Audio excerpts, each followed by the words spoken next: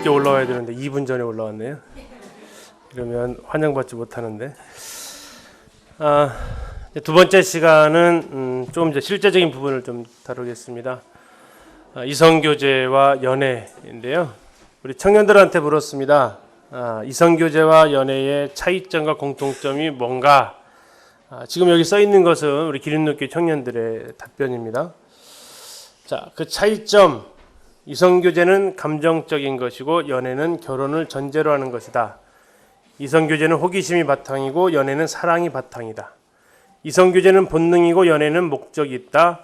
이성교제는 다대다가 가능하고 연애는 1대1만 가능하다. 이성교제는 편안한 사귐이고 연애는 결혼이 전제된 책임이다. 이성교제는 알아가는 것이고 연애는 사랑하는 것이다. 이성교제는 모든 이성과 가능하고 연애는 결혼할 이성과만 가능하다. 이성교제는 모든 연령대에서 가능하고 연애는 결혼 정년기 때만 가능하다. 이상한 거 있으세요? 이상한 거 몇 번이 좀 이상하세요? 설명이 좀 필요한 거.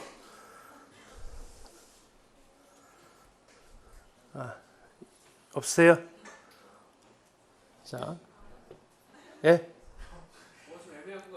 애매한 것을 정리를 해줄게요. 뭐 어떻게 좀 애매하신가요?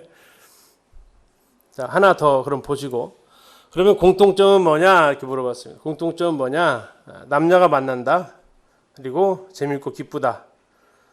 그 다음에 뭐 공통점이라 할 수 있지만 발전 가능성이 있다. 이성교제에서 연애로, 연애에서 결혼으로. 그래서 흔히 이제 연정이라고 그러지, 연정. 그리움이라고 표현하기도 합니다. 연정. 그러다가 연애로 가고 결혼할 사이에서는 애정으로 가는 한 글자씩 따온 거죠. 그래서 이제 이 공통점과 차이점을 얘기를 하면서 저희 교회는 단어에 대한 정리부터 좀 했습니다. 개념 정리부터 했어요. 굉장히 헷갈려 해서 자, 이성교제를 해야 돼요? 하면 안 돼요? 선생님만 개념 정리되신 것 같아요. 우리 청년 형제 자매님들 이성교제 해야 돼요? 하지 말아야 돼요? 반드시 해야 됩니다. 필수예요. 필수. 갑자기 가슴이 두근두근 하세요? 강사 잘 골랐다. 생각이 드세요? 이성교제 이제 해도 된다. 예, 하셔야 돼요. 이성교제 안 하시면 결혼 못 해요. 이성교제 하셔야 되는데 단 이성교제에 규칙이 있다라는 거죠. 규칙. 자, 이성교제는 아까 잠시 뭐 보셨지만 이성교제는 1대1로 하는 게 이성교제가 아니에요. 1대1은 연애를 하는 거예요. 자, 저는 여러분들한테 연애하라고는 한 적은 없어요. 뭐 하라고요? 이성교제 하라고요. 네. 1대1로 만나서 시간 보내는 것은 여러분들이 하시면 안 돼요. 그것은 아까 우리 청년들로 정리를 했지만 뭐라고 그래서 정리했습니까? 연애는 결혼이 전제된 사람하고만 할 수 있다라고 정리를 했어요. 단어부터 우리가 정확히 좀 쓰자. 이성교제의 뜻이 뭐예요? 성별이 다른 사람들과 서로 이야기하고 하는 부분들, 친교 갖는 것이에요. 이것은 뭐 하나님께서 남녀를 짝지어 주셨기 때문에 굉장히 좋은 거예요. 그런데 1대1의 만남이 이루어지는 이 부분은 이성교제라고 우리 하지 말자. 이것은 뭐라고 하자라고 개념 정리를 했냐면 이것은 연애라고 개념 정리를 내렸어요. 이것은 저희 기린노교회에서 그냥 합의된 의견이에요. 그래서 우리 청년들 나중에 기린노교회 청년들 만나서 물어보세요. 이성교제 너네 교회 하냐? 그러면 우리 청년들이 말씀 시간에 졸지만 않았다면 우리는 허락했어 이렇게 얘기할 거예요. 연애도 허락했냐? 그 연애는 우리는 허락 안 했어 얘기할 거예요. 그래서 이제 가끔씩 저희 청년들한테 이런 얘기가 해요. 어느 캠프 갔더니 어떤 형제님이 저한테 번호 달라고 그래요. 이렇게. 그래서 뭐라고 했어요? 했더니 저희 장로 형제님한테 물어봐서 알아두세요. 그렇게 했다고. 그래서 제 번호 알려줬다고.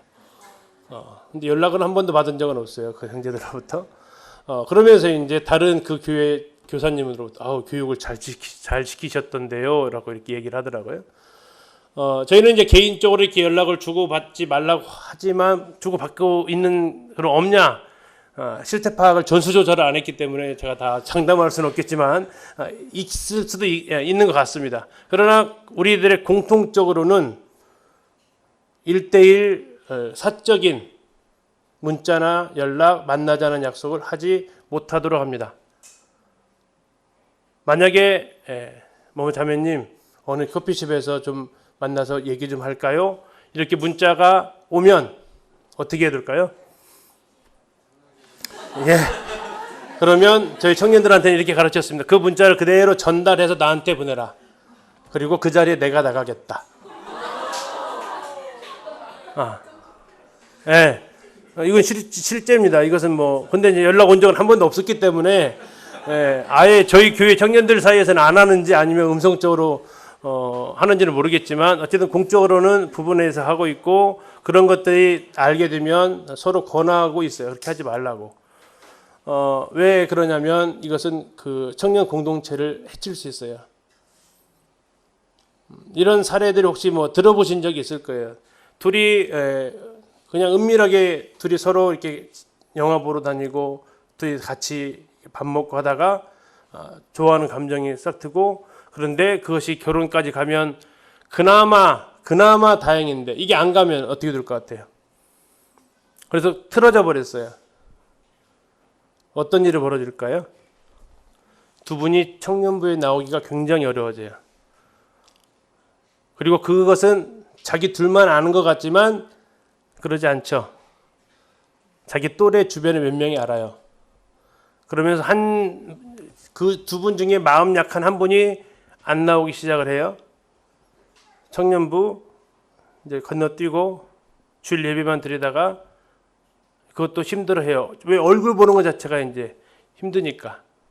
그러면 이 사실을 알고 있었던 그 옆에 그 또래가 쟤는 무슨 양심으로 지만 자꾸 예배 드리러 나오냐? 저랑 같이 사귀었던 형제나 자매는 지금 힘들어서 예배도 못 드리는데 하면서 자기니까 철면피가 돼요 이제. 그러면 어떻게 돼요? 그 사람도 결국 같이 못 나와요. 왜? 나오면 다 자기 쳐다보는 것 같아. 자기 때문에 좀 누구는 청년부도 못 나오는데 자기는 뭘 잘했다고 저렇게 꾸역꾸역 나오고 있냐라고 이렇게 말은 하는 사람들 그렇게 느낀다고. 그러면서 둘 다 교회를 떠나는 일들이 있어요. 이것은 상상일까요? 팩트일까요? 팩트입니다. 굉장히 가슴 아픈 일이죠. 여러분, 그래서 공동체 안에서 교회 안에서 1대1로 은밀하게 만남을 갖는 이 사귐은 그런 굉장히 위험성을 내포하고 있어요. 저희 교회 청년들한테 하지 말라고 했던 게 또 하나 있습니다. 진실 게임 하지 마라 했습니다. 아시는군요. 여기도 아시는 분이 있다면 해보셨을 수도 있어요. 진실 게임 하다가 흔히 말하는 청년들 말로 폭망하는 사례가 있죠. 어떨 때 폭망했다고 그러죠? 내가 마음에 두고 있는 자매를 먼저 얘기해버렸어. 진실 게임 하다가. 그러면 자기는 이제 진실을 게임을 할 수조차도 없죠. 만약에 나도 똑같이 그 자매 좋아한다 그러면 이제 어떻게 되는 거죠? 굉장히 어색해지죠, 이제 그 분위기는. 그리고 그 사실을 같이 듣고 있는 사람들은 그 순간은 즐기고 재미있을 수 있죠. 그런데 그 모임이 딱 끝나고 진실 게임 끝나고 흩어져 가지고는 정말 비밀을 보장할 것을 맹세합니까? 한들 그 비밀이 지켜진 적을 저는 본 적이 없어요. 어떻게 돼요? 순식간에 퍼져요. 순식간에. 꼭 얘기하죠. 너만 알아. 너한테만 얘기하는 거야. 하면서 비밀을 하는데 그런 얘기치고 지켜지는 비밀은 없다라는 걸 알면서 얘기하죠. 아무짝에도 도움이 안 돼요. 진실 게임이. 그런 식의 누가 누구를 표현이 적절한지 모르겠지만 찜해 놓는 거, 내 거야 건들지 마라고 하는 거, 이런 것들은 그 공동체를 완전히 파괴하는 행동이라는 거죠. 또 하나의 반대급부적인 상황은 뭔지 아세요? 그 누구도 선택을 받지 못한 청년들이 있다라는 거. 누구는 막 흔히 말하는 사랑의 짝대기가 3개, 4개가 하는데 누구는 하나도 관심의 대상에서 여려받았다라는 거.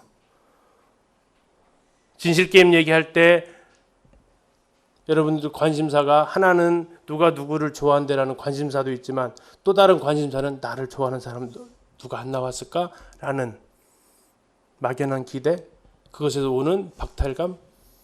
그래서 인기 있는 교회는 인기 있는 사람은 자기들끼리 짝 맞춰서 결혼하고, 교회 안에서 흔히 말하는 스펙 없는 사람들은 장로들이 중매해 줄 때까지 하염없이 기다려야 되는 이러한 부익부 빈익빈. 표현이 좀 과격하다면 이해하십시오. 여러분들한테 주의를 더 경각심을 드리려고 합니다. 여러분들 그런 형태로 접근하는 것은 굉장히 여러분 둘은 즐겁고 행복할 수 있어요. 그러나 그것을 바라보는 나머지 청년들에게는 굉장히 고통을 줄 수 있어요. 자, 이성교제는 여러분들 하셔야 되고요. 동성교제는 해야 돼, 안 해야 돼요? 해야죠. 당연히 해야죠. 동성교제. 이거 넣으면 안 돼요. 동성애는. 이것도 헷갈리면 안 돼요. 동성교제 하셔야 돼요. 이성교제도 하셔야 되고, 두 개 다 추구해야 되고, 그러나 이성애는 하시되 동성애는 절대 하지 마시고. 그래서 이성교제와 연애 그 미묘하고 확실한 차이, 한마디로 말하면 이성교제는 어떻다고요? 그룹끼리 1대1로 안 되고, 연애는 결혼을 전제로 했을 때, 결혼하기 위한 분별의 과정, 그것이 연애 기간 아닙니다. 그것은 분별 기간이고, 결혼하기로 약속한 사람끼리 들어가는 것이 연애 결혼이라고 해요. 근데 여러분들이 세상에 들어가는 영화나 드라마에서는 언제부터 연애가 어떻게 돼요? 결혼하려는 사람과 하지 않죠.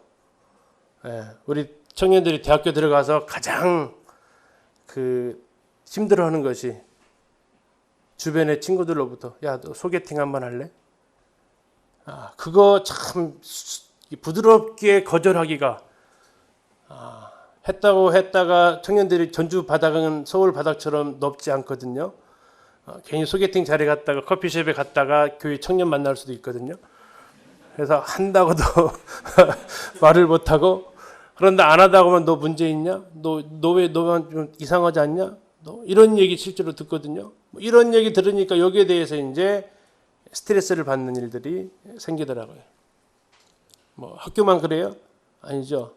직장 들어가면, 결혼할 나이 되면 여기에서 또 굉장히 심적 스트레스를 받는 것도 사실입니다. 자, 이런 부분들에서 여러분들이 분명하게 이제 구분을 좀 하셔서 우리가 단어를 썼으면 좋겠다. 이건 이제 서울 북부교회에서 나중에 저 간 다음에 이제 정하시면 될 것 같고, 저희 교회에서는 이렇게 사례만 얘기하는 거예요. 이성교제는 이렇고 연애는 이렇다. 이렇게 그 단어를 쓸 때 우리끼리는 이거에 대해서 공유하자. 근데 이렇게 공유했더니 문제가 생겼어요. 부모님들은 이 개념 공유가 안 됐어요. 그래서 엄마다 누구랑 이성교제 한다 하니까 부모들이 깜짝 놀라는 거예요. 그러면서 장로들한테 얘가 지금 누구랑 이성교제 한다는데요, 허락했는데요. 그러니까 왜요? 했더니 이제 그 설명이 그거요. 그러면 우리만 이렇게 알아가진 안 되고 부모들한테도 같이 해주세요. 해가지고 주일날 강단을 이용해서 이성교제와 연애 세미나를 2시간을 했어요. 또 결혼을 하고 이 부분에 대해서. 기린노교회는 이성교제 허락합니다. 전제 조건이 있습니다. 뭐라고요? 1대1은 안 됩니다. 개인적 만남 안 됩니다. 이것은 결혼하기로 한 사람끼리만 허락을 합니다. 라고 개념 정리를 분명히 해줬습니다. 디모데후서에서 청년들을 향해서 권고합니다. 같이 한번 읽겠습니다. 시작.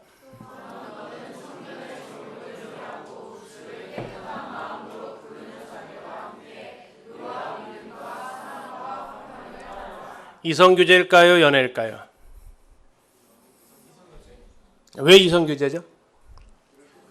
그렇죠. 역시 뭐가 좀 다르셔요. 자들이라겠잖아요. 복수죠. 복수끼리 하는 것은 이성교제라고요. 분명히 성경에서 말하고 주를 깨끗한 마음으로 부르는 자들과 함께 하라겠어요. 자와 함께 하면 이건 연애로 들어가는 거예요. 여러분들 만나려면 교회 안에서 만나시고, 여러분들 분반 안에서 만나시고, 여러분들 교회 학교 사회 가시면서 만나시고, 그때 제대로 그 사람을 볼 수 있어요. 여러분 데이트가 가지고 있는, 아마 오늘 시간이 안 돼서 안 될 것 같아서 지금 그 핵심적인 것 좀 말씀드릴게요. 데이트가 가지고 있는, 흔히 말하는 연애가 가지고 있는 데이트 1대1의 만남이 가지고 있는 가장 큰 함정이 있다라면 뭘까요? 그 민낯을 모른다는 얘기예요. 1대1의 만남은 다시 말하면 꾸며진 모습이라고요. 그런데 여러분들 공동체 안에서의 만남은요, 꾸며진 모습 있을 수도 있어요. 물론 교회에서의 모습 다르고 집의 모습 다를 수 있기 때문에. 그러나 그것이 계속적으로 꾸며진 모습으로 나타나기에는 정말 쉽지 않아요. 청년부 같이 활동하고 교회 학교 뭐 교회에서 부서 활동 같이 하면 여러분 민낯을 볼 때가 분명히 있다고요. 그것이 여러분들이 연애를 들어가기 전에 반드시 봐야 될 포인트 중에 하나예요. 데이트를 하고 둘이 만나게 되면 얼마든지 그 한 사람 속일 수 있어요. 그 모습이 진짜 모습 아니라고요. 그런데 공동체 안에서 만나면요, 그냥 내추럴한 모습을 그대로 보여줄 수 있어요. 그리고 여러분 그 모습을 보시면 돼요. 그게 여러분 평상시 그 사람의 모습일 거예요. 제가 아는 학교 선생님 중에 한 분이 신부감을 고르는데, 그분이 그 학교에서 뭐 이렇게 크리스찬 아닙니다. 그 학교에서 이 신부감을 골랐어요. 근데 그 선생님이 저한테 얘기해 주시는 거예요. 자기가 와이프를 어떻게 골랐는지 얘기를 하는데, 그분이 얘기하더라고요. 학교 친목회 행사 때 보고 골랐다 그래요. 학교 친목회 행사하게 되면 음식을 준비하죠. 네. 음식을 준비하는데 와서 부류 한 3부류 정도 돼요. 와서 드시고 가시는 분이 계시고요. 와서 준비하시는 분이 계시고요. 끝나고 치우시는 분이 계세요. 그리고 이 3가지를 다 하시는 분이 계세요. 여러분이라면 누구를 아내로 맞이하실래요? 형제님들. 이게 다 하시는 분이 있어요. 다 하시는 분. 준비 단계부터 치우는 데까지, 그리고 함께 먹으면서 이야기하는 부분까지. 근데 그분이 보려고 본 게 아니고, 이분이 배구를 굉장히 좋아하시는, 배구하다가 보면은 저쪽에서 그 여선생님이, 처녀 선생님이 그 쟁반에다가 이렇게 먹을 것을 수박을 이렇게 들고 오시는 모습을 본 거예요. 야, 아가씨가 저러기 쉽지 않은데 이게 머리에 이고 온다. 내가 가서 또 배구 한참 하고 있는데 또 수박을 막 이렇게 썰면서 같이 얘기하면서 아주 분위기 좋게 얘기하고, 끝났는데 또 가기 전에 다 일찍 간 사람들은 다 치우고 하고, 딱이다 해가지고 이제 프로포즈 해가지고 결혼했다. 근데 이제 그렇게 하라는 얘기는 아니고, 그것은 무슨 얘기냐면 그 일부러 그 한 사람 보려고 했던 행동이 아니라고요. 그냥 자기 일상생활의 모습이었다고요. 근데 이게 한 사람을 위한 행동이 얼마든지 그렇게 할 수 있어요. 일회성이고 단편적으로. 그러나 공동체에서 하는 활동은 안 그래요. 여러분 청년부 활동하고 또 교회 활동하다 보면 일찍 나와서 섬기고 또 수고하는 이런 분들, 그런 분들 여러분들이 볼 수 있는 눈이 있어야 돼요. 자, 인터넷 쇼핑 하나만 더 얘기할까요? 여러분들 인터넷에서 물건을 고르는데, 저희 아들이 넷이 있어요. 딸이 하나고, 큰애가 고3이에요. 막내가 딸인데 6살이에요. 아들만 처음에 2살 터이로 짝짝짝 났어요. 고3, 고1, 중2예요. 자, 그 세 나이가 있는데 옷만 사려면 한 아이한테 부탁을 해요. 형 옷 좀 사줘 그래요. 왜 지 옷을 사는데 형한테 부탁할까요? 왜 그럴까요? 물려 입는 게 아니고요. 지 거 옷 사는 거, 형 거 옷 사는 게 아니고 자기 옷을 사는데 형한테 사달라고 그래요. 왜 그럴까요? 우리는 그걸 가리켜서 안목이라고 그래요. 형이 물건을 사는 안목이 좋아. 자기는 사면 진짜 엄마 반품하면 야 배송비가 양쪽 왕복으로 하는데 진짜 이러고 해야 되는데, 형이 사면 와 진짜 좋다 이러니까 한두 번 당하니까 살려면 형한테 부탁하는 거예요. 형 사줘. 형한테 뭐가 있다고요? 안목이 있다고요. 여러분들 배우자를 고를 때 필요한 게 뭔지 아세요? 그래요. 안목이에요. 배우자를 볼 줄 아는 안목이 있어야 돼요. 그것은 어느 시점에서 보냐면 여러분들이 자연스럽게 교회 안에서 활동하면서 사역하면서 일하는 모습, 말하는 모습 보시는 거라고요. 여러분 한 명한테 잘하는 건 얼마든지 가능해요. 나중에 발등에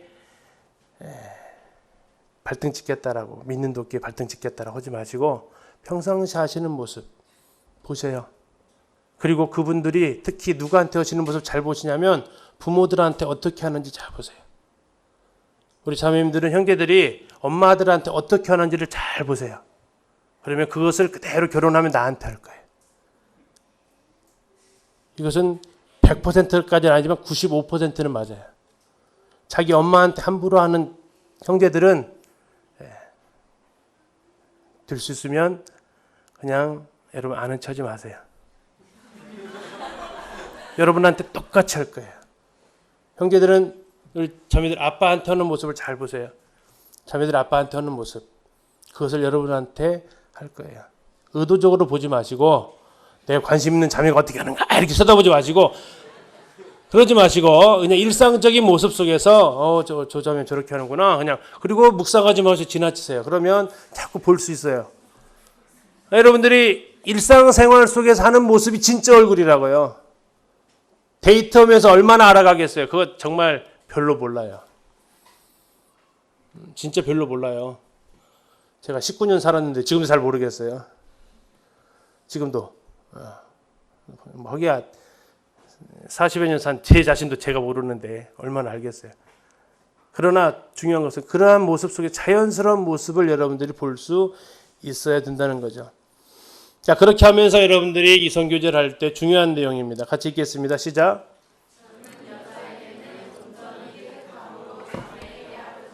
예, 여기 자매에게 하듯 하라는 얘기는 누이 동생, 누나에게 하듯 하라는 얘기입니다.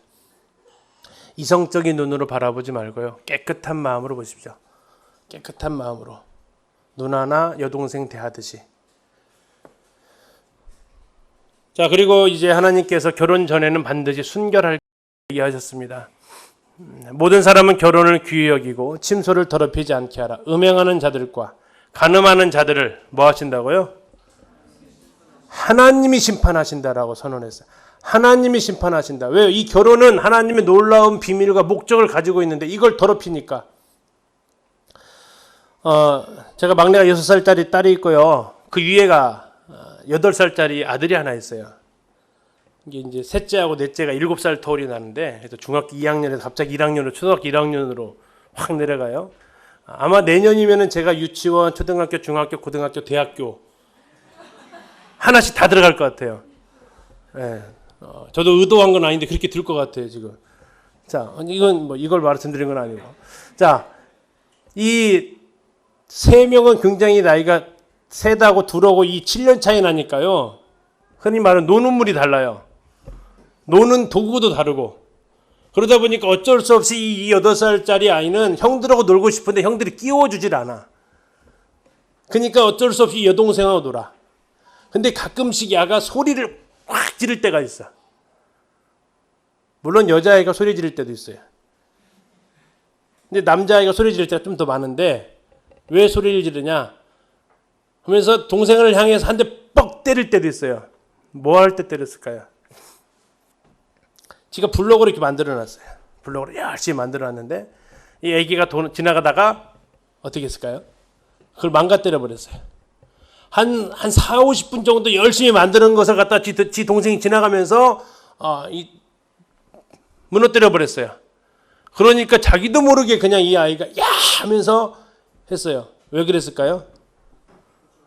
소중하니까 그렇죠. 소중하니까. 4, 50분, 1시간 가까이 제가 정성 들여서 만들었는데 그걸 파괴하니까 이 아이는 정말 그냥 거의 반사적으로 소리가 나가고 야 하고 동생을 밀어치더라고요. 왜 그랬냐? 설명이 불가건. 이 아이. 안 해야 될 줄 아는데도 자기가 정말 1시간 가까이 만드는 것을 동생이 그렇게 한순간에 무너뜨리니까 설명 불가. 하나님 얼마나 결혼을 소중하게 만들어 놓으셨냐고요. 그 아들의 죽음을 통해서 그 옆구리에서 빼어낸 그 신부의 모습을 가지고 교회를 만들어 놨는데 이걸 자꾸 손을 대니까 하나님이 정말 계획을 가지고 비밀 가운데 만들어 놓으신 이 결혼을 가지고 장난하고 손대고 하니까 순간적인 쾌락으로 일순간적인 그 즐거움의 만족을 위해서 이것을 침소를 더럽히니까 하나님은 선포하시는 거예요. 내가 심판하겠다. 내가 그렇게 소중하게 만든 아니 성경 전체적으로 흐름을 가지고 만든 이 결혼에 대해서 함부로 한다? 내가 손대겠다. 하나님이 심판하시리라. 아마 여러분들 주변에, 여러분 학교를 다니든 직장을 다니든 여러분들 주변에 결혼하지 않았는데 성관계를 맺는 사람이 있습니까, 없습니까? 모르세요? 있어요, 없어요? 솔직하세요. 지방에도 있는데요. 서울은 더 하겠죠. 뭐 서울이 더 타락했다고 말하는 건 아니지만 어쨌든 더 문화가 발달할수록 같이 죄악도 발전해 가거든요. 이게 지금 2009년도 통계 자료예요. 10년 전이에요. 10년 전. 더 늘어났을 것은 분명하겠죠. 남자들한테 물었어요. 혼전 성관계 가능하냐?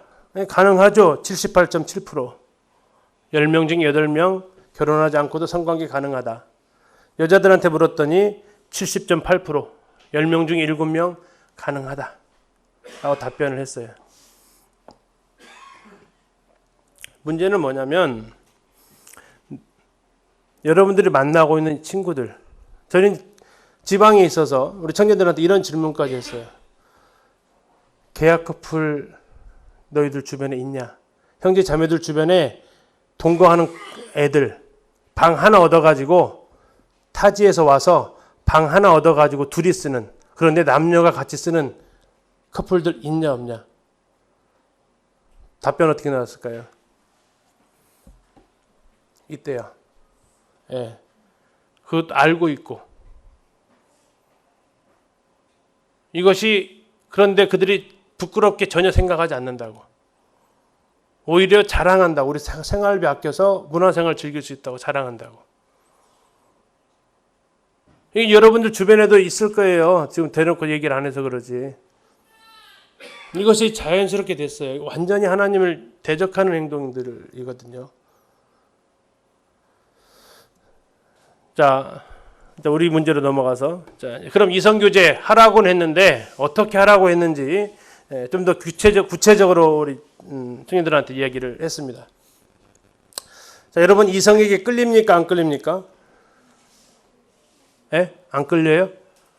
자, 안 끌리시는 분들은 많이 돌봐드려야 돼요. 예, 정말 사랑과 관심과 애정이 필요하신 분들이에요. 끌리게 만들어 놨는데 안 끌리면 안 되죠.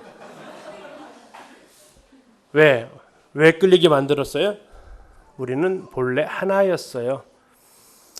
그런데 문제는 뭐냐면 남자가 여자한테 끌리는 게 문제예요? 남자가 남자한테 끌리는 게 문제예요? 그렇죠. 이게 문제예요. 여러분 형제들이 자매들한테 끌리는 거 전혀 문제 아니에요.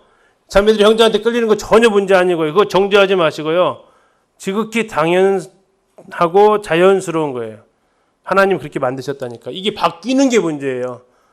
요즘 이걸 바뀌는 것을 아주 그냥 자랑하고 있어서 더 큰 문제인데, 하나님은 남자 여자를 따로 만들지 않으셨어요. 남자에게서 여자를 만드셨어요.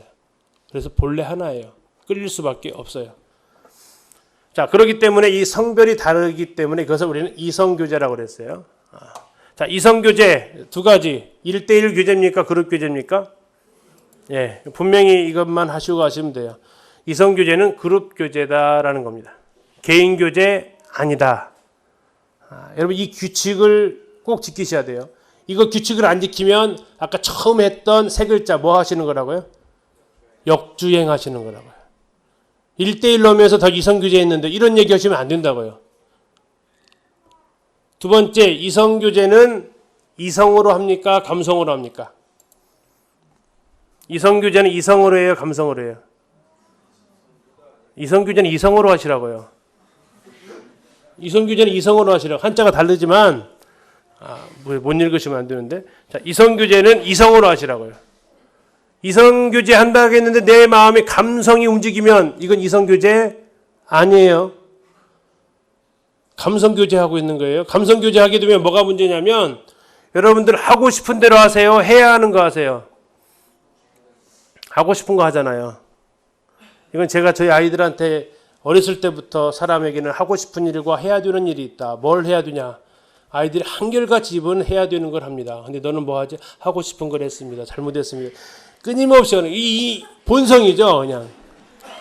이 머리로 움직이는 게 아니고 뭐예요? 내 느낌으로 움직이는 거예요. 근데 여러분 이성교제라고 하는데 그 자매에게, 그 형제에게 자꾸 이 감성이 작용하려고 하면 하나님이 신호 보내신 거니까, 역주행에 신호 보내시는 거니까 여러분 멈추셔야 돼요. 의도적으로. 정욕은 피해요, 싸워요? 피해요. 정욕을 싸우시면 안 돼요. 마귀는 피해요, 싸워요? 싸워요. 여러분 구분 잘 하셔야 돼요. 피할 것과 싸울 것. 저희 교회에 그 귀신 들린 분이 계세요. 여러분 보신 적 있어요? 저는 지금 거의 한 10년째 지금 보고 있는데요. 그래서 매주 목요일마다 귀신하고 혈전을 펼치고 있습니다. 귀신하고 축신이라고 그러죠. 근데 이제 우리 청년들에게 야, 축신하는데 좀 시간 되면 와라 그래요. 청년들 반응 어떨 것 같아요? 여러분 나성희 원장님이 축신하고 있는데 우리 청년들 좀 시간 되시는 분들 축신으로 와서 동역해 주십시오. 그러면 어떻게 하실래요? 막 팔 걷어붙이고 오실래요? 아니면 안 오실래요? 대답 없는 거 보니까 혼자 싸우셔야 될 것 같아요. 열심히. 아까 마귀는 뭐라고 그랬어요? 싸우라며요. 근데 지금 반응을 보니까 마귀 지금 뭐 하시는 것 같아요? 피하고 있잖아요. 그렇죠? 마귀는 싸우라고 했는데 피하고 있고요. 정욕은요. 피하라고 했는데 자꾸 싸우려고 그래요. 어떻게 싸우려고 그래요? 나는 저 자매랑 같이 있어도 나는 내 마음을 지킬 수 있어. 나는 저 형제랑 같이 있어도 내 마음 지킬 수 있어. 내 마음과 싸워볼 거야. 아니라니까. 이것은 뭐 하라고요? 피하라고요. 그 자리를 피하라고요. 그 자리에 있으면서 죄 안 짓는 거 불가능하다고요. 피하시라고요. 마귀하고는 싸워야 되고요. 정욕은 피하라고요. 근데 이걸 자꾸 우리가 혼동한다고요. 그러니까 축신하자고 하면 안 오고. 여러분 정욕은 피하셔야 돼요. 여러분 마음에 이성교제를 하는데 마음에 감성이 움직이기 시작했다. 피하셔야 된다고요. 같이 한번 읽겠습니다. 시작.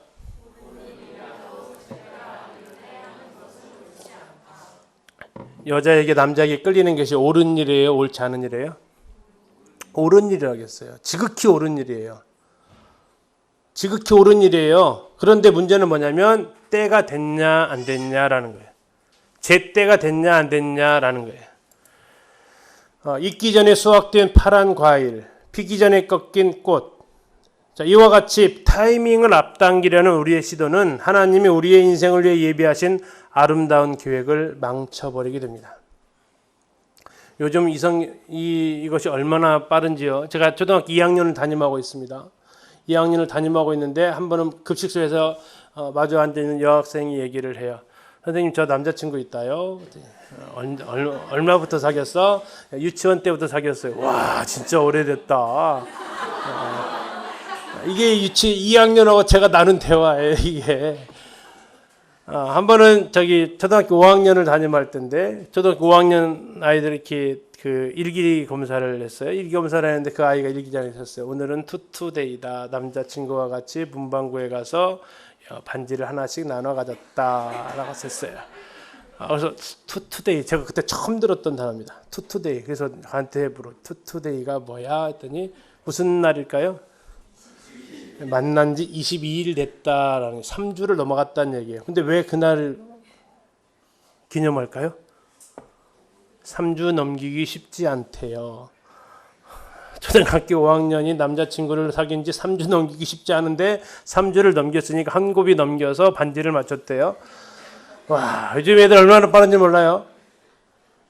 아무리 옳은 일이지만 제때가 아닌 때 하는 것은 옳지 않습니다. 여러분들이 이성교제 남에게 끌리는 거 이건 아주 좋은 거예요. 그런데 여러분들이 아까 말씀드린 내가 결혼할 때인가 아닌가 이거 구분하셔야 돼요. 정말 내가 결혼할 때 하시는 것은 연애로 갈 수 있지만 그렇지 않은 것은 여러분들 연애로 키워가지 마세요. 사지도 못할 것을 사려고 시장에 갈 필요는 없다. 아이 쇼핑이라도 해야 되지 않겠습니까? 라고 하지만 여러분 그렇게 하시면 정욕과 싸우는 거라고요. 정욕은 피하셔야 돼요. 왜 그러냐면 여러분 이 연애를 하게 되면 친밀감을 전제로 하게 되고요. 친밀감은 반드시 헌신을 전제로 해요. 다시 말하면 친밀감이라는 얘기는 터치하고 싶은 욕구가 생긴다고요. 왜 터치하고 싶냐면요. 너는 나니까. 이 욕구가 자연스럽게 생겨요. 이 생겨야 문제예요, 안 생겨야 문제예요? 결혼할 사람인데 그런 마음이 생겨야 문제예요, 안 생겨야 문제예요? 안 생기면 많이들 봐줘야 되죠. 그죠? 그래서 생기기 때문에 들 수 있으면 연애 기간은 짧게 가지라고 하는 거예요. 죄지을 수 있어서. 근데 세상은 연애를 한 7년 사귀었어요. 9년 사귀었어요. 이렇게 얘기하죠. 부러워 보이세요? 하나님 없이 사귄 사귐들이 그래요. 1대1로 연애 관계 들어가게 되면 어떤 일이 벌어지냐면 친밀감을 갖고 싶어요. 근데 이 친밀감은 반드시 헌신할 수 있어야 돼요. 어떤 헌신이에요? 아까 말씀드렸어요. 남자는 어떤 헌신할 수 있어야 된다고요? 죽을 수 있어야 돼요. 죽을 수 있어야 된다고요. 여자는 어떤 헌신을 할 수 있어야 돼요? 머리 포기하셔야 돼요. 머리 주권 포기하셔야 돼요. 내 주권을 내놓을 수 있어야 돼요. 이럴 때 여러분들이 지불을 해야 될 것이 그 헌신이라고요. 그럴 때만이 이 친밀감을 가질 수 있다고요. 호기심으로 터치하는 게 아니에요. 여러분 어쩌면 형제 자매들의 그 몸은 여러분들의 몸은 여러분 것도 아니에요. 고린도서 10장에 가니까 남자 결혼한 이후에 분방하지 말라고 하면서 하나님께서 말씀하신 것이 뭐냐면 남자가 남자 몸을 주관하지 못한대요. 결혼하면 그 남자는 누구 몸이 돼요? 아내의 몸이 돼요. 여자는요? 남편의 몸이 된다고요.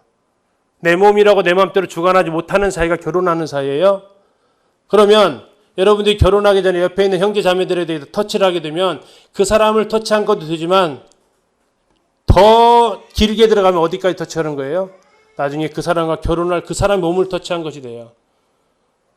그래서 여러분들이 이 헌신할 지불할 준비가 되지 않으면 여러분 스킨십 하시면 안 돼요. 자, 이성과의 스킨십 굉장히 민감한 부분입니다. 이것은 여러분 이 스킨십은 연애 관계 때 허용이 될까요, 안 될까요? 안 됩니다. 스킨십은 결혼 하에서만 허용이 됩니다. 스킨십은 성행위의 시작입니다. 성은 생명을 만드는 거고요. 그래서 생명은 가정 안에서만 만들어지고 탄생할 수 있습니다. 다시 말하면 스킨십은 생명을 나눌 대상하고만 가능합니다. 여기 국어선생님 계시는데 혹시 여러분 키스의 그 순우리말이 뭔지 아세요? 키스의 순우리말? 4글자인데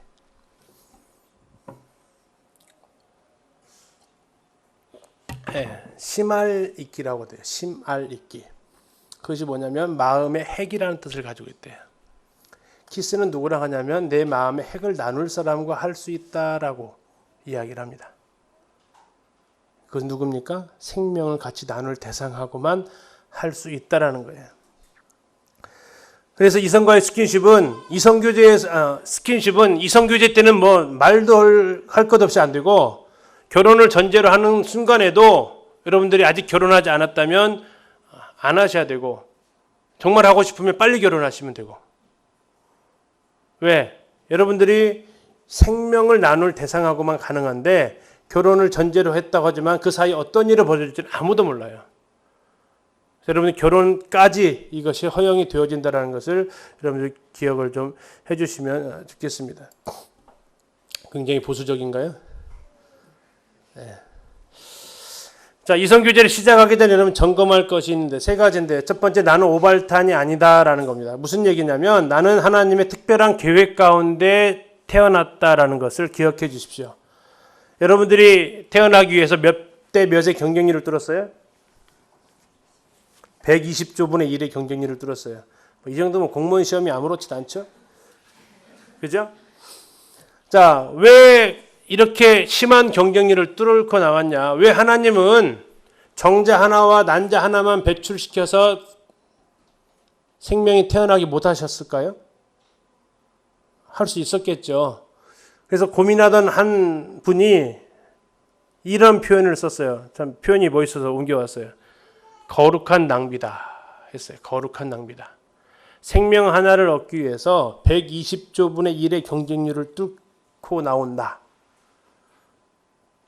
물론 이제 형제간이 두 명이시면 확률은 좀 줄죠. 60조분의 1로 줄고 이제 뭐 저희 가정 같은 경우에는 다섯이 나눴으면은 뭐 25조분의 1로 줄겠지만 어쨌든 조 단위로 줄으니까 자, 여러분들에게 있어서 이 부분은 하나님께서 여러분들이 얼마나 소중한 사람인지를 얼마나 귀한지를 알려주기 위해서 나머지를 버리셨다는 거예요. 여러분은 굉장히 소중한 존재라는 겁니다. 두 번째 여러분이 기억하실 것은 여러분 하나님이 여러분을 사랑하신다는 겁니다. 그래서 여러분이 이성교제 하기 전에 연애 들어가기 전에 아셔야 될 거 여러분 하나님을 아셔야 돼요. 그리고 하나님과의 교제가 이성교제보다 더 우선되어야 됩니다. 주님과의 교제가 사람들과의 교제의 밑바탕이 되어야 되는 거예요.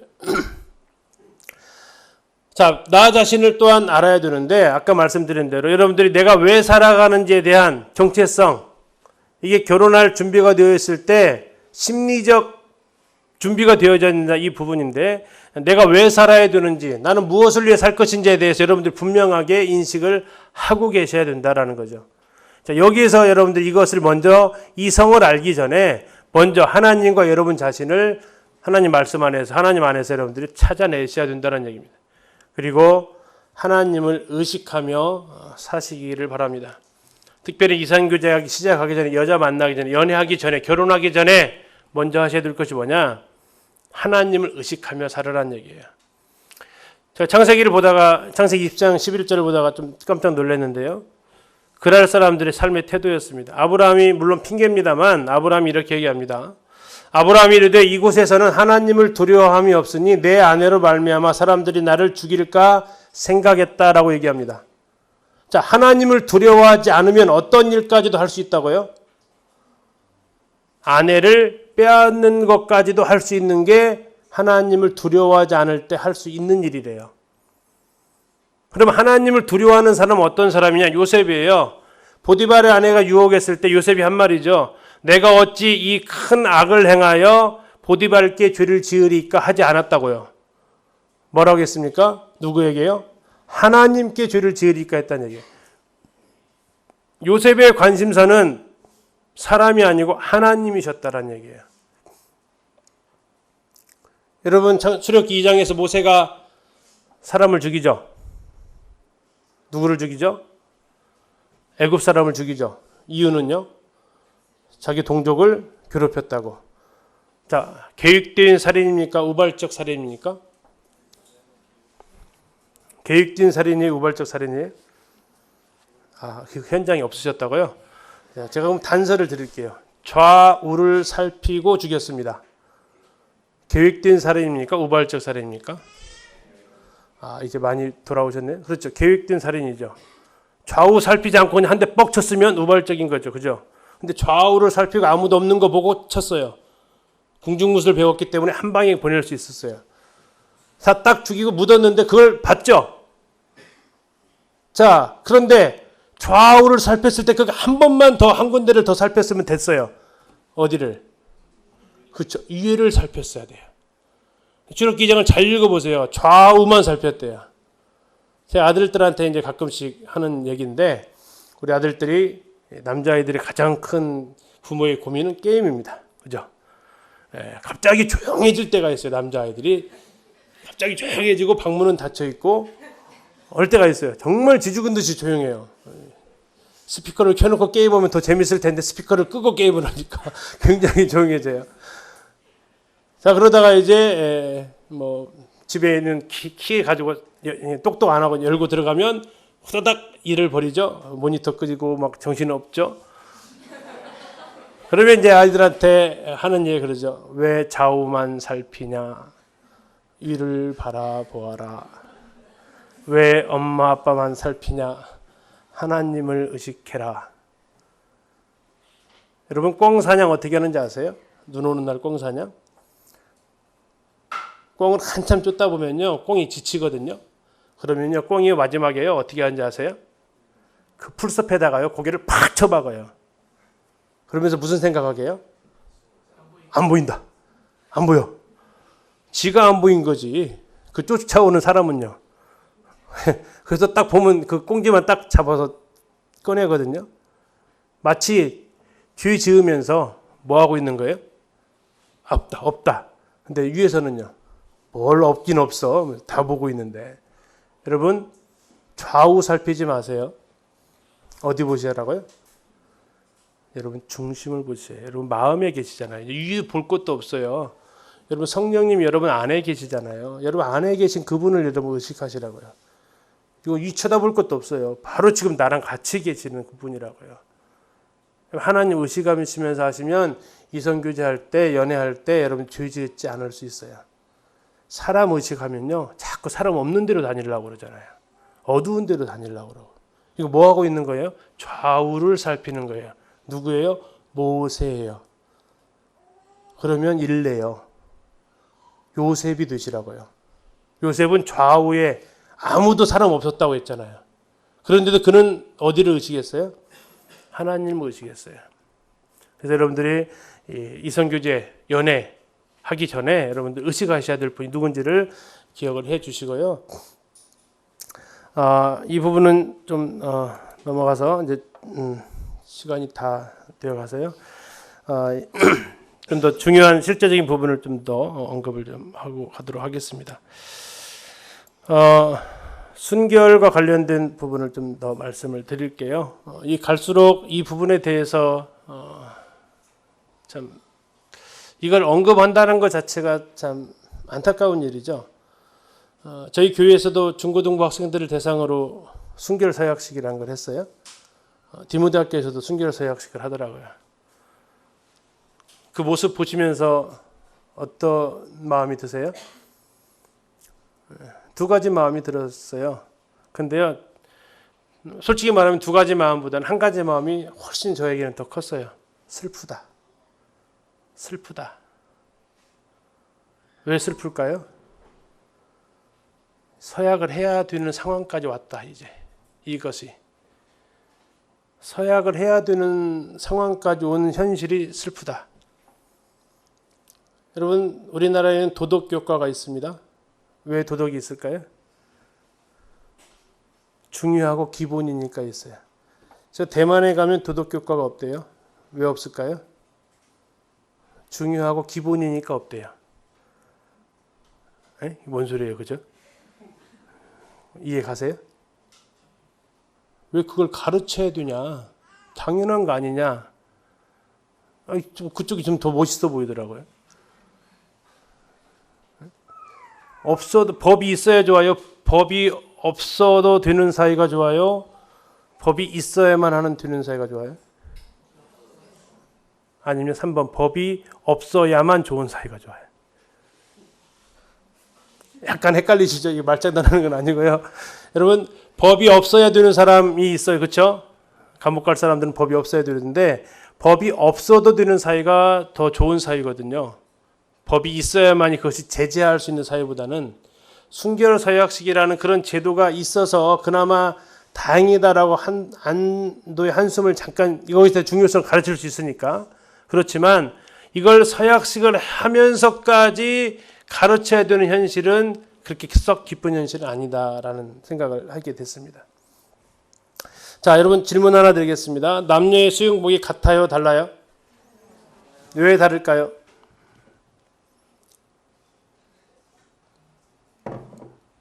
왜 다를까요? 생각 안 해보셨죠? 왜 다를까요? 같으면 어떻게 될까요? 지금 뭐 웃으시는 분들 상상하신 분들이야 지금. 자, 왜 다를까요? 왜 사람들은 남녀의 수영복을 다르게 만들고 다르게 입고 다닐까요? 좀 있으면 이제 해수욕의 계절이 다가오는데 왜 다를까요? 여러분, 이곳은 전부 다 공통점이 있습니다. 여러분, 수영복 자리는요, 공통점이 있어요. 두 글자로 뭘까요? 수영복 자리에 공통점이 있어요. 뭘까요? 생명입니다. 생명.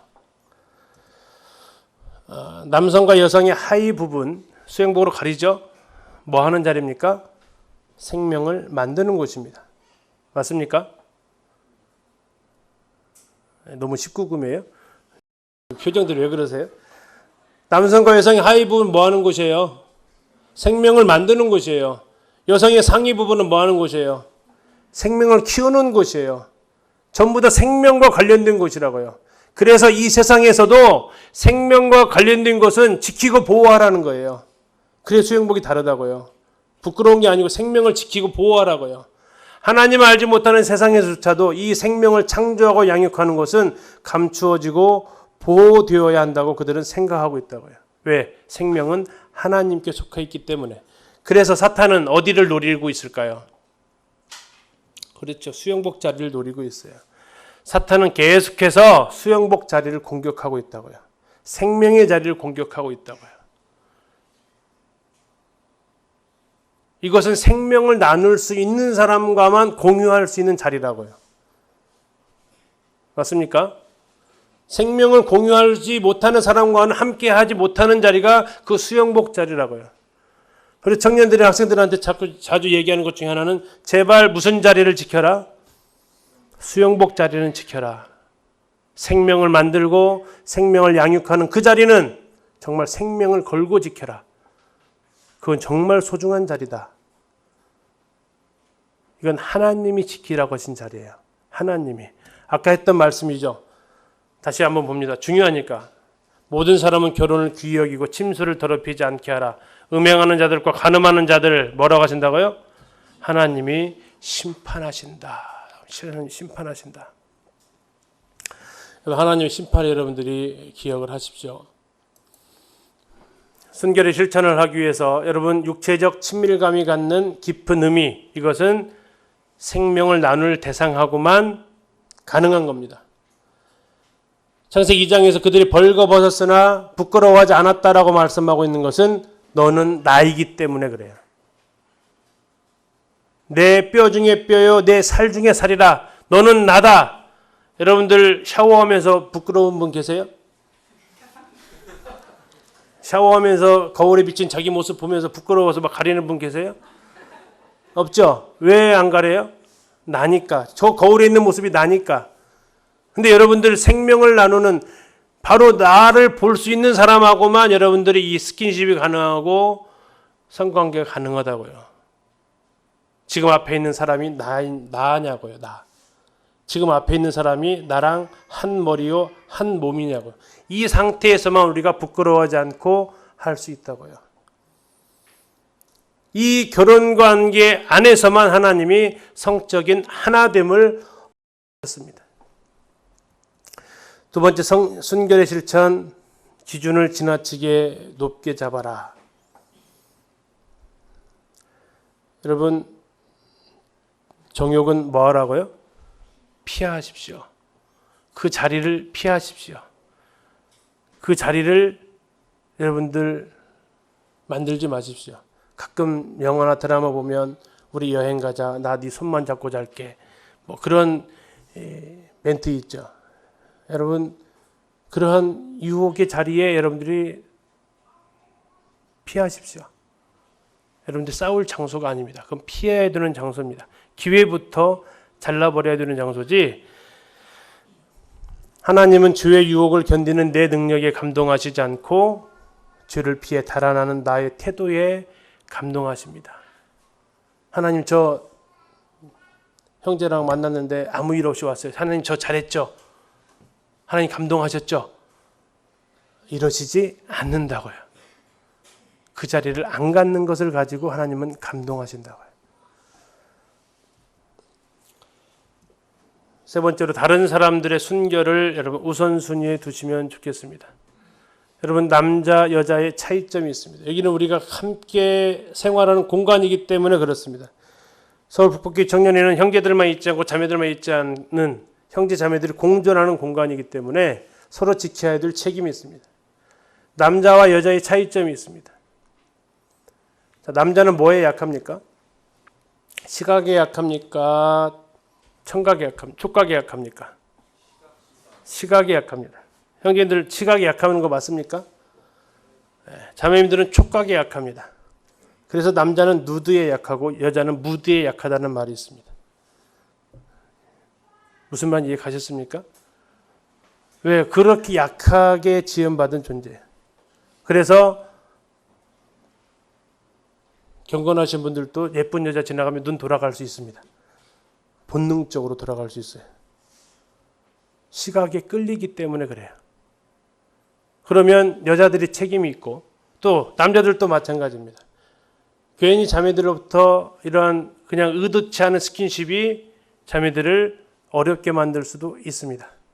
서로의 책임이 있는데 먼저 형제들의 책임은 자신의 말이나 행동에서 여자들이 부적절한 감정이나 기대를 불러일으키지 않도록 하십시오. 가끔씩 그 청년들 사이에서 나타날 수 있는 문제, 특히 이제 앞에서 찬양하시는 분들 나타날 수 있는 문제들이 있죠. 앞에 나가셔가지고 굉장히 멋있게 하시는 분들이 좀 계세요. 그죠?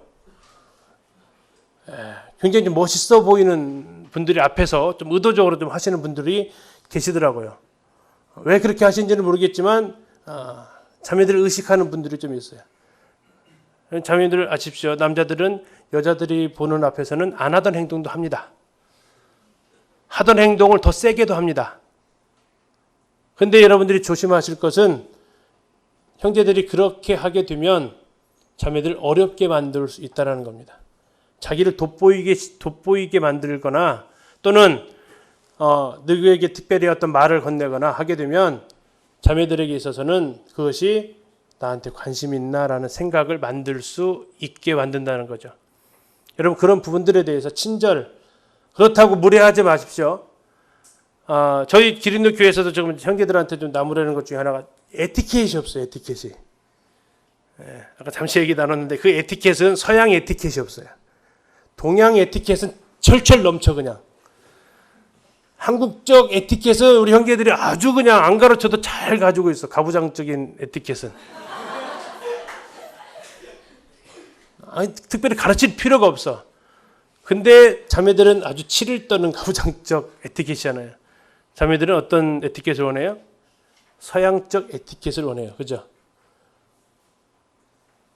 한 번은 한 자매가 이런 얘기를 했어요. 형제님 제가 회사에 가서 참 감동을 받았습니다. 얘기해요. 청년 자매인데 무슨 일로 감동받았는데 저기 휴식을 하는데요. 저희 대리님이 저한테 물 따라줬어요. 그래. 뭐 그게 감동이냐 했더니 교회에서는 한 번도 받아본 적 없어요. 와, 이러면 안 돼요. 우리 형제님들 자매들 많이 섬겨주셔야 돼요. 네, 섬겨주셔야 되고 에티켓을 좀 발휘하시고 자매들 먼저 앉게 해주시고 자매들 나가려고 하면은 길 비켜서 나가게 해주시고 또 가끔씩은 또 오해하지 않을 만큼 의자도 빼주시고 이렇게 막 차에 막 좋은 자리는 먼저 들어가 앉아 이러지 하지 마시고 좋은 자리 양보하시고 자기 제일 마지막에 문 닫고 타고 문 열어 내리면 문도 대신 딱 열어주는 그런 에티켓도 좀 발휘하시고. 동양에 살면서 서양 걸라니까 힘들죠. 아는데 그래도 하셔야 돼요. 이게 지금 여러분들이 살아가는 세대의 에티켓이니까. 자, 여러분들 이렇게 하시는데 그런 과도한 친절 한 사람한테만 베푸는 것은 여러분들이 조심하시라고요.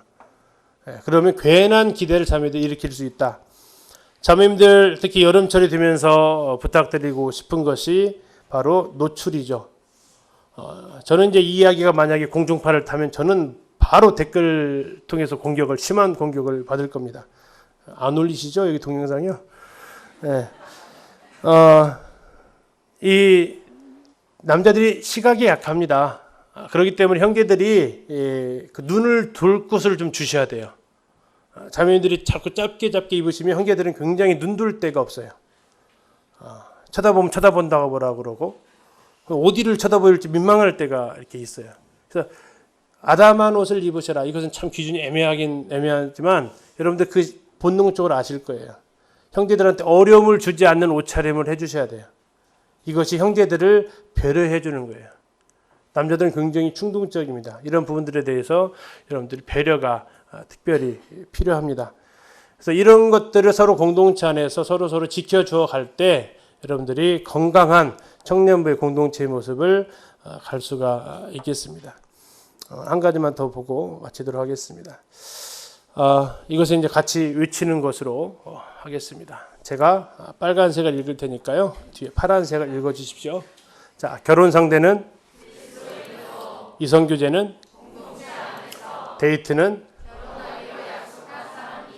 데이트할 때는 예.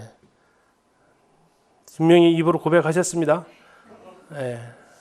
이제 이런 것들을 여러분들이 지켜나가면 여러분들 북북교회 청년의 공동체는 이성교제나 연애나 이런 결혼을 인해서 큰 어려움은 없을 거예요.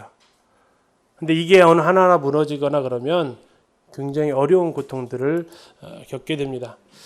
자, 다시 제가 검정색 읽을 테니까 빨간색 읽어주세요.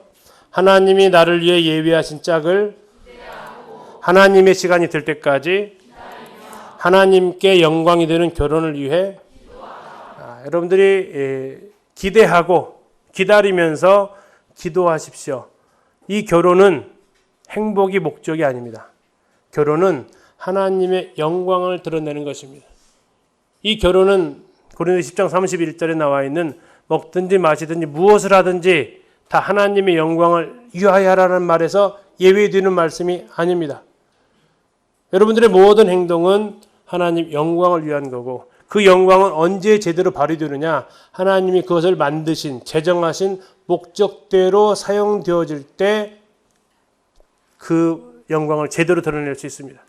그리스도와 교회의 모형을 가장 잘 드러내는 모습, 그것은 여러분들이 하나님의 자녀들끼리 하는 형제와 자매가 결혼해서 남편은 아내를 목숨을 버릴 각오를 하고 사랑하고 아내는 자신의 모든 주권과 결정권을 내어주면서 남편에게 순복하고 더 나아가서 결혼하기 전에 침소를 더럽히지 않으므로 일절 깨끗함으로 정욕을 피함으로 주를 깨끗함 부르는 마음으로 부르는 자들과 함께 교회 안에서 이성교제 하지 말라 했더니 그러면 밖에서 직장에서 학교에서 해야지 이런 생각하지 말고 주를 깨끗한 마음으로 부르는 성도들과 함께 들과 함께 이곳에서 여러분들이 의와 평강을 같이 추구하시면서 자연스럽게 보여지는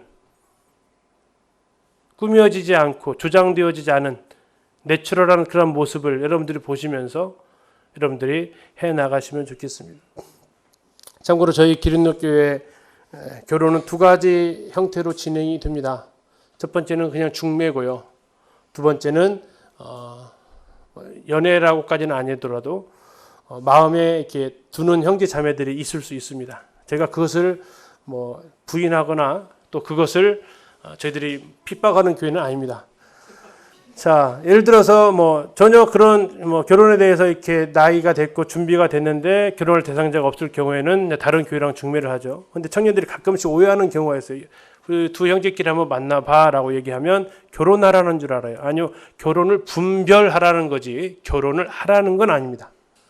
그리고 나서 결혼을 해가지고 잘 살면 자기들의 선택이 옳았다라고 얘기하고 그러다가 결혼해가지고 자꾸 싸우면 중매를 엉망으로 했다라고 얘기를 하는, 잘 되면 자기 덕분, 안 되면 장로들 탓, 이런 얘기를 하는데 여러분 전혀 아닙니다.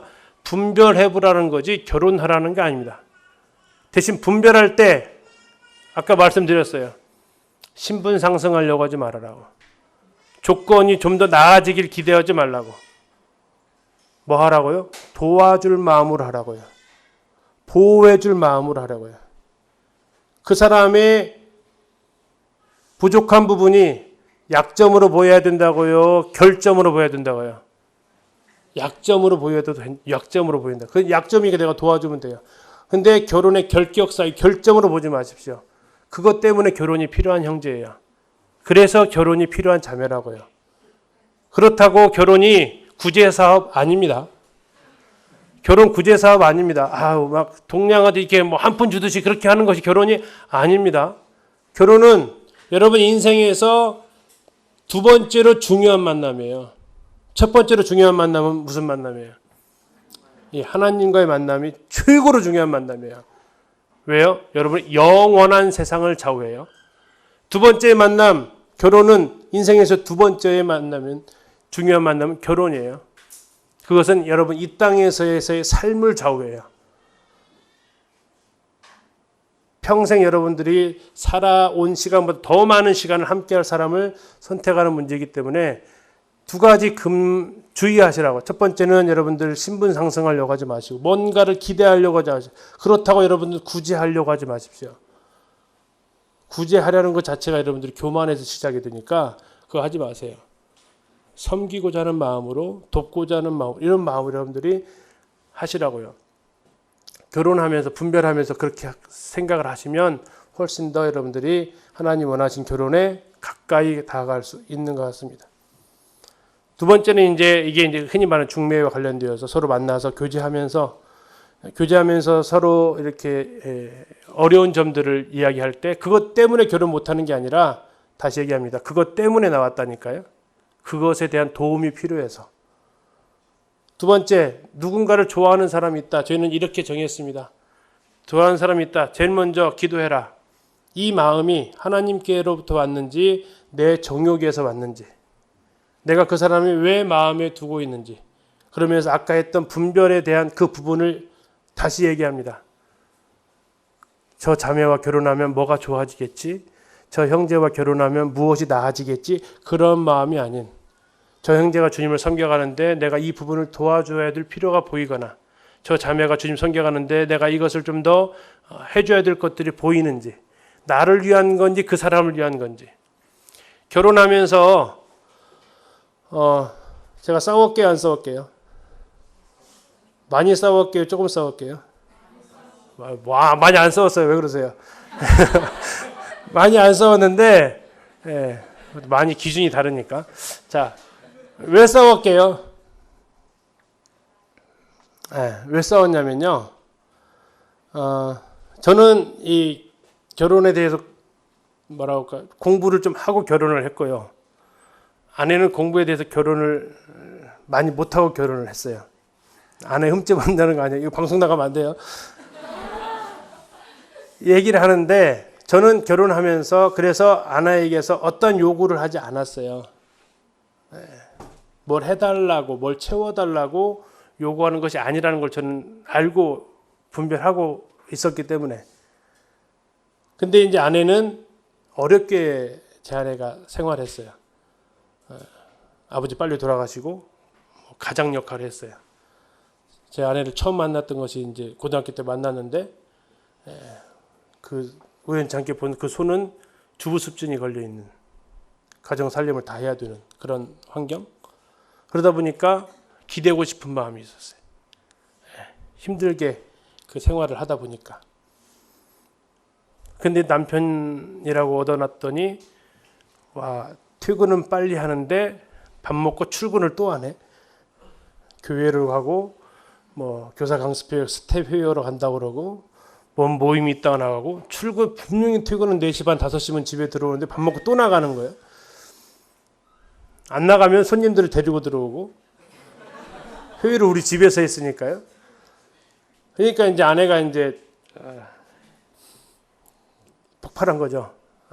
이럴 줄 몰랐는데 뭔가 기대할 것이 있었는데 그런 것들이 안 채워지니까 굉장한 섭섭함이 있었어요.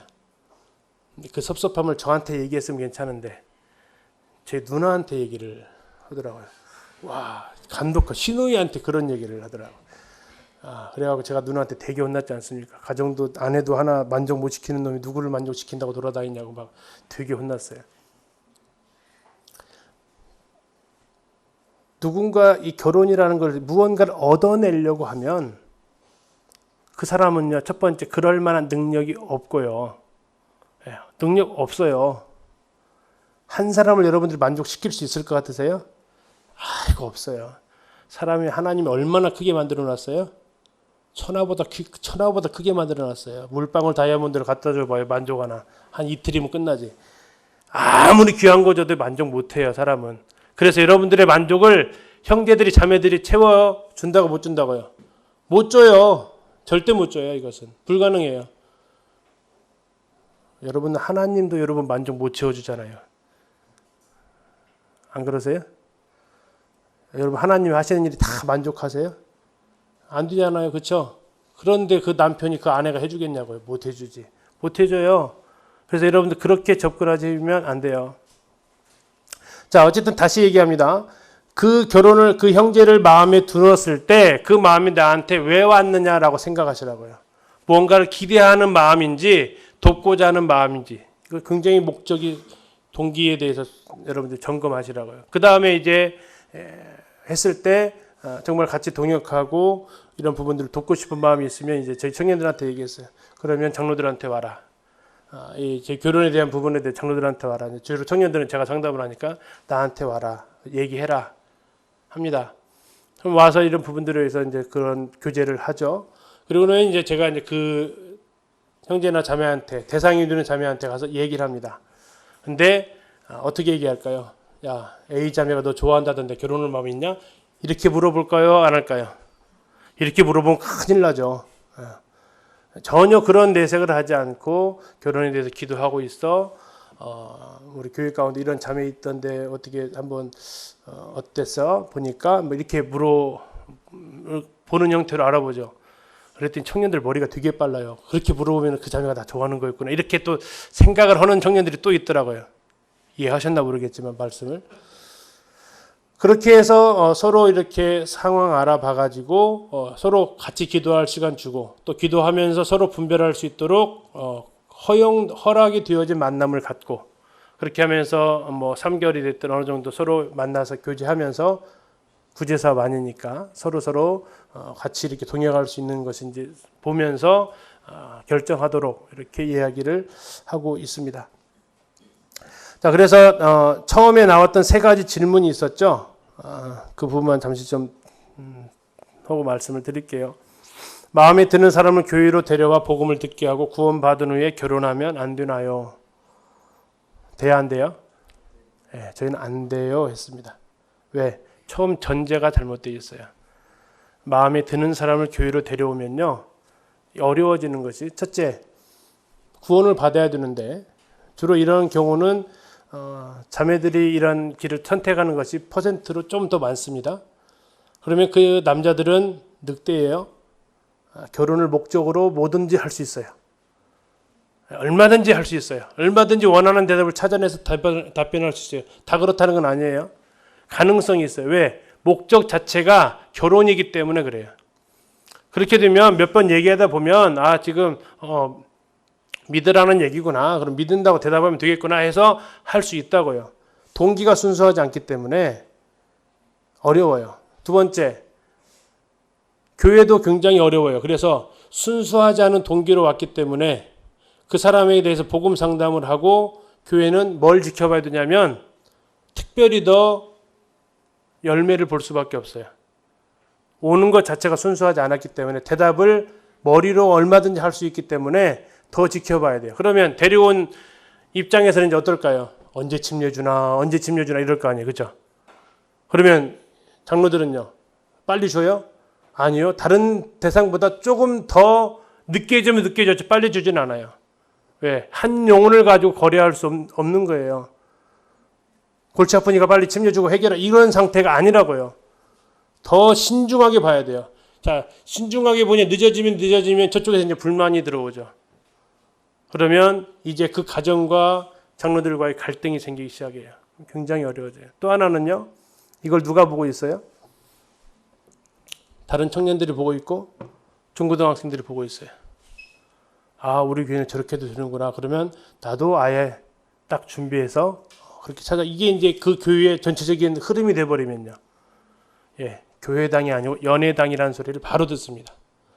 그래서 우리는 허용하지 않는다라고 이야기를 했어요. 이제 뭐 세세한 것은 이제 북북교 장로님들로 얘기하십시오. 저희 교회 사례만 얘기합니다. 두 번째, 학교 친구 또는 선후배나 직장 동료가 교회에 나가겠다며 사귀자고 하는데 어떻게 하면 좋을까요? 어떻게 해야 돼요?